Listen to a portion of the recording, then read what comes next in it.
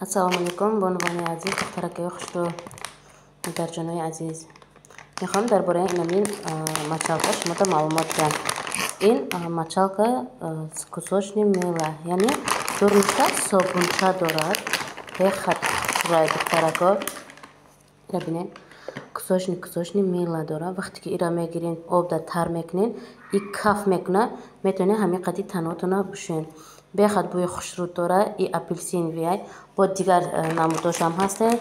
Ман вай клубничный дорад, бо дигар хел дорад. Ина якум мегирен, обда тар мекунен, дуюм мешин, ина баданотона мешин, ина бо шушта гирифта овизон карда мемонед. То собунш тамом шудана метавонед истифода баред. Баъди собунш ки тамом шуд, шумо метавонед бо гелдила душои Faberlic беҳтарин гелдила душо дорад. Метавонед ҳамино қати истифода баред духтаро. Ҳаматонро тавсия метиҳам.